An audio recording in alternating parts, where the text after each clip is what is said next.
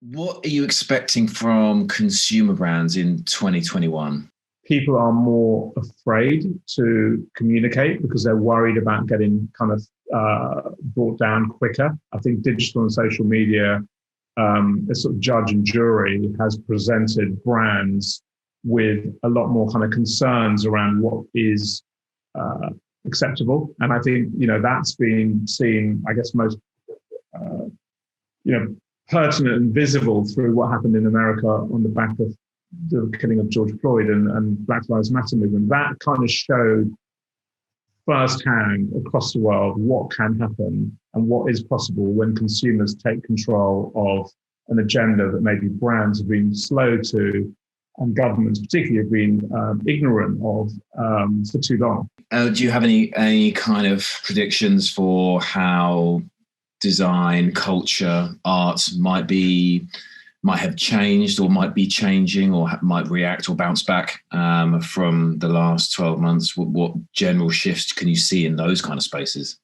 I've realised particularly that this idea of working from home versus working from an office is not, one is not entirely replacing the other and never should, because I think there is an energy and a sort of dynamism that comes from both, actually. Now, we've had a lot of one and we missed the other. And I think what that really means from a design point of view is I think we're going to be looking for more cues from our homes in the way things are designed in our out-of-home experiences. So comfort or stability or things that are perhaps less, things that are maybe less over-designed, just things that are reminding them constantly of kind of their proximity to nature and the outdoors and the planet. Because, again, with this huge influx and barrage of noise through screens and technology and devices, which has done, an incredible job of keeping us connected, there also is this total disconnection from all kind of natural things. And I think design and creativity will probably go down a road of being way more inclusive of and respectful of natural things, which brings us back into kind of back to conversation around planet and sustainability and recycling and reusing and remaking and kind of keeping things, keeping things in that circular kind of movement of resource and products and people. And finally, what are you hopeful about for 21? There's a lot of reasons to feel kind of, I guess, overwhelmed and worried about an uncertain future. I think there's a lot of discussion around that. But what gives you hope for the future, kind of short, medium, long term in the world that you operate in?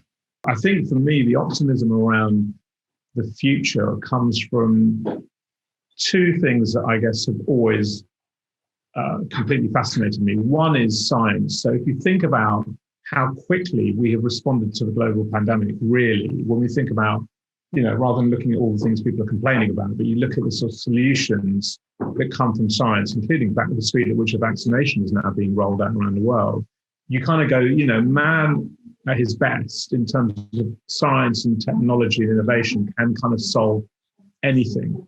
And therefore we can solve even the biggest problems that we've created in the world around us. And the other part is creativity. Because creativity fundamentally has always been a kind of an industry and a kind of method to solve problems, to make things, to solve, improve, or change the way we behave. And so for me, creativity has always been delivered without permission.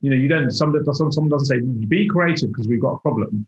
We just create our ways out of problems using all things like human endeavor and science and technology. But I think that when I look at, being born and brought up in London, when I think about just the creativity that led to movements like punk, no one gave anyone permission to make that cultural sort of statement that changed a huge series of things in the world. But that was born out of pure response to what was going on in the world and the economy and what was happening in London at the time, to explode into something that was a cultural phenomenon, but driven by someone's ideas. And I think that's a hugely, again, in our industry and in the business that I'm in, I think knowing that creativity can solve many things and without permission, you can go way further than you ever imagined, is super inspiring.